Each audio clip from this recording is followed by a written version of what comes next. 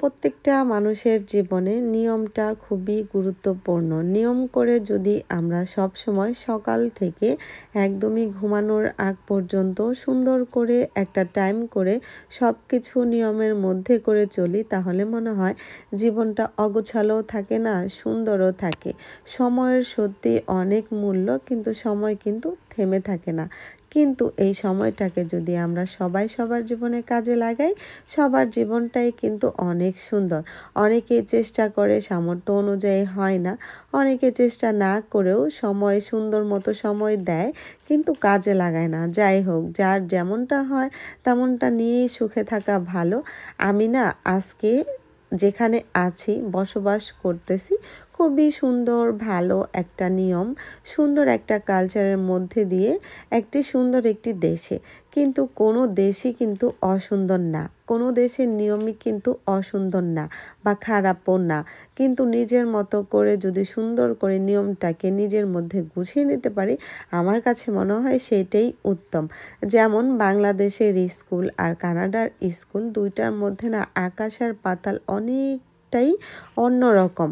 বাংলাদেশে যখন বৃষ্টি হতো, ঝড় হতো বা অসুস্থ হতো, স্কুলে না গেলে ম্যাডামরা কখনোই কল করতো না বা বলতো না যে কেন আসলো না বা কেন আসবে না বা কি হয়েছে, বা দেরি করে যখন বাসায় ফিরে গার্জেনদের কাছে কোনোভাবেই কল করা হতো না বা স্টুডেন্টকে নিজেদের কাছে রাখতো না।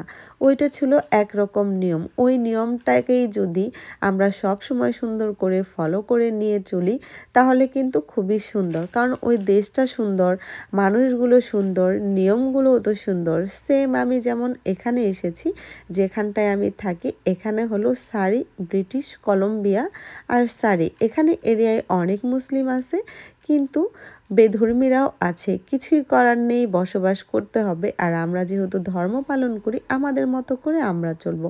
এখানকার স্কুলগুলো না খুবই অসম্ভব পরিমাণে সুন্দর একটা নিয়ম করে চলে।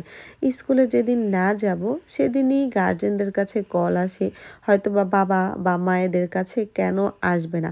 যেমন অনেক বেশি অসুস্থ থাকি, তখন কিন্তু সাফনকে দিয়ে আসতে পারি না। সুন্দর মতো করে টাইম করে স্কুল থেকে কল করে, কেন আসলো না। তখন যদি বলে দিই সাফন অসুস্থ বা আমরা অসুস্থ, দেওয়ার মতো কেউ নেই। এখানে কিন্তু মা বাবা ছাড়া অন্য কেউ বাচ্চাদের স্কুলে দিয়ে আসার মতো কেউ নেই। তো সেজন্য কলও করে আমাদের, আর আমরা যদি অসুস্থ থাকি দিয়ে আসবো কীভাবে। কত সুন্দর একটা নিয়ম।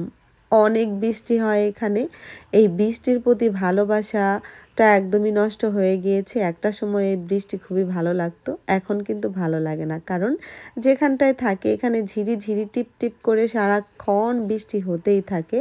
আমার স্কুলে দিয়ে আসতে একটু সমস্যা হয় সাফনকে, আর সাথে আরেকটা বাচ্চা আছে। সব কিছু মিলে একটু কষ্ট হয়। ওই তো, যে কাজে কষ্ট হবে সেটা তো অপছন্দ করবই।